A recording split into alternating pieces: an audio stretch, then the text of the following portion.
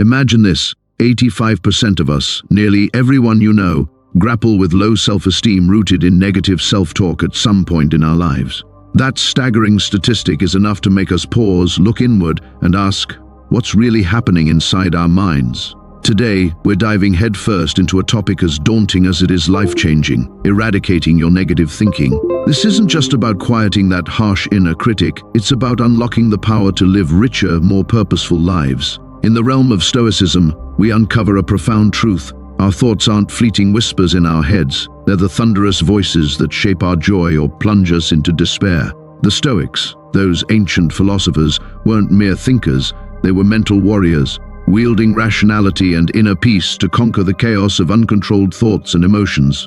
I'm here to guide you through understanding how these destructive thoughts undermine us and to share practical, time-tested Stoic strategies to overcome them. Together, we'll discover how to harness the might of our minds, breaking free from the shackles of negativity and building lives anchored in the Stoic virtues of wisdom, courage, justice, and temperance. If you're skeptical, I invite you to stick with me. This might challenge some of your deepest beliefs, but it will also open a gateway to transformative growth. Before we plunge in, I'd love for you to share this video with friends who are also navigating their own paths of personal growth and philosophical discovery. And if you value the insights we're exploring today and want to support our mission into Stoicism, a simple, free gesture I'd appreciate is hitting that subscribe button. Let's embark on this journey together. Here we go, the weight of negative thinking. Negative thinking isn't just a passing annoyance or a fleeting cloud of gloom. It's a pervasive force that can cast a shadow over every corner of our lives. It influences how we feel when we wake up, the choices we make about our health, careers, and relationships, and can leave us feeling paralyzed. But what exactly is negative thinking? At its core, it's a habit of expecting the worst, undermining our own efforts and convincing ourselves we're less capable or worthy than we truly are. Why do we fall into this trap? The Stoics believed that it's not the events themselves that unsettle us, but the way we interpret them. Epictetus, a towering figure in Stoic philosophy, famously declared, "Men are disturbed not by things but by the view which they take of them." This insight lies at the heart of understanding our struggle with negative thinking. It's not reality itself that binds us, it's the distorted lens through which we perceive our world. Carl Jung, the great psychologist, adds another layer to this mystery. He observed that much of our negative thinking springs from the shadowy corners of our mind, the personal and collective unconscious. Jung wrote, "Until you make the unconscious conscious, it will direct your life, and you will call it fate." By shining a light on these hidden beliefs and biases, we can begin to loosen their grip over us. Picture this. You're facing a challenge, and negative thinking whispers that you've already failed before you've even started. It's like rowing a boat with all your might, only to realize you're anchored to the shore. No matter how hard you pull, you're stuck. Stoicism teaches us to scrutinize our thoughts with critical, logical eyes, questioning the truth of these self-sabotaging assumptions. Marcus Aurelius, in his Meditations, urges us to reflect deeply on our thoughts, dismissing those that are irrational or unhelpful. This kind of introspection allows us to break free from destructive patterns and reclaim mastery over our mental landscape. We can't ignore the role our society and culture play either. In a world flooded with messages that we're never enough, whether it's not successful, wealthy, or intelligent enough, it's no wonder negative thoughts take root. These messages plant seeds of doubt and insecurity that can choke our potential. But Stoicism equips us with the tools to uproot these weeds and nurture a garden of empowering, constructive thoughts. This isn't about brushing off negativity or pretending it doesn't exist. It's about understanding it deeply, challenging it rigorously, and replacing it with reasoned, uplifting thinking. This Stoic approach isn't just about surviving, it's about thriving. By mastering our thoughts, we master our perceptions and ultimately our lives. As we move forward, remember that every thought we embrace or question is a step toward the life we truly want to live. Uncovering the roots of negative thinking. To tackle negative thinking effectively, we must first understand where it comes from. This isn't just about spotting bad habits, it's about digging up the deep, tangled roots that shape how we see ourselves and the world. Negative thoughts often grow from a mix of sources: our upbringing, societal pressures, past failures, and even offhand remarks from those around us. Each of these can sow seeds of doubt, fear, and limitation, which can blossom into a persistent cloud of negativity. Think back to childhood. Many of us were raised in environments that didn't always nurture positive self-esteem. Imagine a child repeatedly told they're not smart enough, or growing up in an educational system that rewards only perfection. These experiences can paint our worldview in shades of inadequacy. Aristotle, the ancient philosopher, once said, "We are what we repeatedly do." Excellence, then, is not an act but a habit. Apply this to our minds, and it's clear repeated negative thoughts can become a habit of seeing ourselves and our abilities through a diminished lens. Our own experiences of failure and rejection only reinforce this script. Each setback or critical comment can echo, "I knew I couldn't do it," turning into a self-fulfilling prophecy. Not because we lack ability, but because we start acting in ways that match our negative beliefs. Plato's wisdom shines here too. He taught that reality is shaped by our minds. We can transform our reality by changing how we think. Fear also fuels negative thinking, acting as a natural shield but often spiraling into excessive worry or anxiety that clouds our rational judgment. Fears of failure, the unknown, or rejection can push us into catastrophic thinking, where our minds leap to the worst possible outcomes. Stoicism offers a powerful antidote: the premeditation of evils. This practice involves vividly imagining the worst-case scenario to strip it of its emotional power, so when, or if, it happens, we're prepared and unshaken. Jung's insights complement this beautifully. He argued that many negative thoughts stem from unconscious beliefs formed in our early years, shaped by parents, teachers, and media. These hidden beliefs often go unchallenged because they lurk beneath our awareness. Making them conscious, as Jung urged, robs them of their control, allowing us to reclaim our mental freedom. Societal and cultural pressures amplify this too. In a world obsessed with scarcity and competition, where unattainable standards loom large, it's easy to feel we're never good enough. Stoicism guides us to shift our focus from external validation to internal virtues, measuring success by our growth rather than comparisons to others. These roots, personal history, emotional scars, ingrained fears, and societal messages are complex, but Stoic wisdom, paired with psychological insights, helps us untangle them. This deep understanding doesn't just lessen their impact, it empowers us to rebuild our mental framework into something positive and resilient. Renewing your mind, a Stoic transformation. When we talk about renewing our minds, we're not suggesting a fleeting attempt to think happier thoughts. We're advocating for a profound, lasting overhaul of our internal dialogue. This is about forging a mindset that doesn't just help us endure but thrive. The Stoics offer timeless guidance on how to achieve this through disciplined reflection and intentional thought-shaping, fostering resilience and peace. A cornerstone of Stoicism is the belief that our emotions and reactions stem from our judgments. Judgments we have the power to change. Marcus Aurelius, the Stoic emperor, wrote, "You have power over your mind, not outside events. Realize this, and you will find strength." This profound truth reminds us that renewal starts with seizing control of our thoughts, examining them for truth, and aligning them with our deepest intentions and values. Aristotle's wisdom complements this. Knowing yourself is the beginning of all wisdom. This introspective journey requires us to dive into our thought patterns, distinguishing those that uplift us from those that undermine us. By growing more aware of our thoughts, we can challenge the negative ones that have taken root over time. This process isn't about denying our emotions, it's about understanding them better to manage them wisely. Carl Jung's insights into the psyche enrich this Stoic approach. Jung argued, "What you resist not only persists but will grow in size." Rather than fighting negative thoughts, Stoicism teaches us to acknowledge them, trace their origins, and evaluate their validity. This prevents them from festering in the shadows of our unconscious, where they can grow unchecked. Renewing our minds also means immersing ourselves in activities and materials that nurture positivity and growth. This could mean reading philosophical texts that stretch our understanding, engaging with art that inspires, or carving out time for reflection and meditation.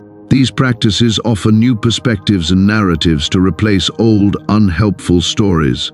Socrates' call to live an examined life is key here. Constantly scrutinizing our beliefs and the thoughts they spawn keeps our minds sharp and our spirits aligned with our philosophical goals. This isn't a one-time task. It's a way of living that keeps our inner world vibrant and attuned to reality. Plato's concept of aligning with the forms, the ideal versions of justice, beauty, and goodness, resonates here. Renewing our minds is about striving to align our thoughts with the most virtuous, empowered versions of ourselves. By aiming for these ideals, we craft a self-concept that's robust, compassionate, and deeply wise. To make this real, start each day with a Stoic reflection or affirmation, perhaps a quote from Epictetus about the power of our responses, or a Jungian mantra reminding us of the strength in facing our shadows. These daily practices lay the foundation for a renewed mind. Surrounding yourself with positivity, renewing our minds, also means intentionally shaping our environment, choosing people, places, and media that support our mental and emotional well-being. Seneca, the Stoic philosopher, advised, "Associate with people who are likely to improve you." This wisdom urges us to be selective about our companions, cultivating relationships that inspire and challenge us to grow. Aristotle expanded on this with his 3 types of friendships, those of utility, pleasure, and the good. The highest form, the friendship of the good, is rooted in mutual respect and admiration for each other's virtues. These connections, grounded in a shared pursuit of excellence, naturally foster positivity because they're built on a mutual commitment to virtue. Plato's allegory of the cave offers a powerful metaphor. Imagine people in a cave, believing shadows on the wall are reality because that's all they've known. When one escapes and sees the world beyond, they realize the limits of their understanding and ascend to a higher truth. This story shows how expanding our surroundings to include positive, enlightening influences can radically shift our perspective. Carl Jung's ideas about the collective unconscious and archetypes deepen this further. Our psyche is shaped by shared cultural memories and ideas that form the collective unconscious. By choosing environments that are supportive and uplifting, we can shift the archetypes influencing our narratives, from those of fear and inadequacy to those of strength and self-actualization. In practical terms, surrounding ourselves with positivity goes beyond being around cheerful people. It means engaging with content and activities that reinforce our philosophical goals, joining online or offline communities where discussions are constructive and encouraging, not critical or negative. It means being mindful of the media we consume, favoring books, films, and programs that inspire and educate, rather than perpetuate fear or despair.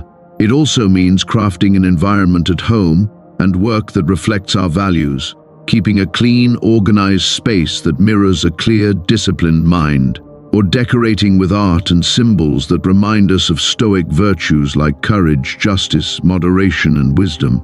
Seneca's words resonate here. Hang on to your youthful enthusiasms. You'll be able to use them better when you're older. By surrounding ourselves with positivity, we nurture enthusiasms that align with our highest selves, not only enriching our lives but also setting an example for others, creating a ripple of positivity in our circles. Taking action, living the Stoic way, understanding and intention alone aren't enough to overcome negative thinking. Action is essential. Epictetus captured this truth succinctly. First, say to yourself what you would be, and then do what you have to do. This simple directive underscores a core Stoic principle. Our ideals must come alive through our deeds, not just our thoughts. Taking action in the Stoic sense means making deliberate choices daily that reflect our values of wisdom, justice, courage, and moderation. By living these virtues, we challenge the negative thoughts that whisper we're incapable or unworthy, rewriting our story into one of empowerment and self-efficacy. Aristotle's doctrine of the mean reinforces this. He taught that virtue isn't just a mental state, it's a character trait forged through habitual action, finding the balance between excess and deficiency. We become just by acting justly, brave by acting bravely, and temperate by practicing moderation. Action isn't just a reflection of virtue, it's how we cultivate it. Plato echoes this with his theory of forms. To truly know the good is to do the good. When our actions align with our Stoic understanding of virtue, we draw closer to the ideal of goodness, elevating not just our minds, but our entire being. Carl Jung's concept of individuation, the process of integrating our conscious and unconscious selves to achieve self-actualization, also highlights action's importance. Jung believed this integration doesn't happen in contemplation alone, but through real-world experiences that challenge our frameworks and push us to grow. He wrote, "You are what you do, not what you say you'll do," emphasizing that our true character and psychological maturity shine through our actions. Taking Stoic action means more than fighting negative thoughts. It's about proactively living out the virtues that define Stoicism. It's choosing to speak kindly in a tough moment, facing a long-standing fear head-on, or forgiving someone who's wronged us. Each choice, big or small, is a step toward becoming the person we aspire to be. It also means embracing life's challenges as opportunities for growth.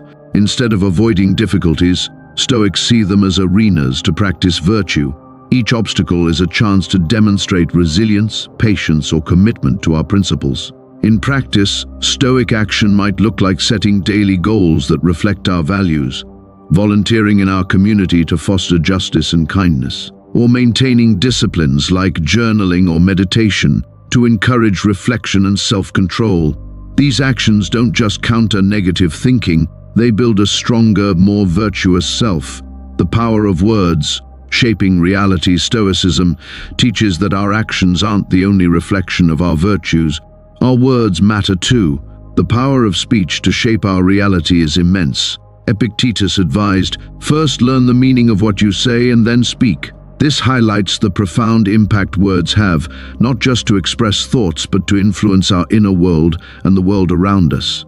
The Stoics knew words could fortify or erode the stronghold of our minds. Marcus Aurelius, in his meditations, often reflected on speaking with honesty, restraint, and kindness, ensuring his words were seasoned with the virtues he cherished. Aristotle's framework of ethos, pathos, and logos deepens this idea. He argued that credibility, emotional connection, and logical reasoning are vital for effective communication. Our words don't just convey information, they persuade, shape opinions, emotions, and behaviors. Plato's dialogues, especially those featuring Socrates, show how carefully chosen questions and conversations can challenge assumptions and reveal deeper truths, guiding others toward greater understanding and self-awareness. From a psychological angle, Carl Jung's theories align with this Stoic emphasis on mindful speech. Jung explored how language reflects and shapes the unconscious impulses driving our behavior. By bringing these impulses into conscious awareness through dialogue and reflection, we can integrate our psychological components, fostering wholeness and health. The power of words extends to our internal dialogue too. Negative self-talk, a common human experience, can be devastating, draining motivation and fostering helplessness. But positive self-talk, rooted in Stoic virtues, can uplift and empower us. Modern cognitive behavioral therapies often recommend positive affirmations, which align beautifully with Stoic practices. These affirmations aren't about deluding ourselves with false cheer. They're about reinforcing the resilience and strength that flow from a Stoic grasp of control and virtue. By affirming our ability to manage our responses and our commitment to living virtuously, we bolster our Stoic resolve. In Stoicism, the power of words is both theoretical and practical. It shapes our conversations with others, our internal monologues, and even how we engage with culture. Every word we choose carries weight, building up or tearing down, illuminating or obscuring, healing or harming. As we cultivate Stoic virtues, let's stay mindful of this transformative power, using our words to shape ourselves, uplift others, and forge a world rooted in reason, virtue, and wisdom. Thank you for joining us on this profound exploration of Stoic philosophy. Remember, the words we choose and the actions we take carve the path to a life of virtue and purpose. As you navigate life's complexities, let Stoicism light your way, turning every challenge into a chance for growth. If you found today's discussion inspiring, I invite you to watch our next video, where we dive into the Stoic approach to overcoming adversity. It's right here on the screen, so click and continue your journey with us. Thank you for being part of our Stoic wisdom community. Together, we're not just building knowledge, we're forging a fellowship of wisdom and strength.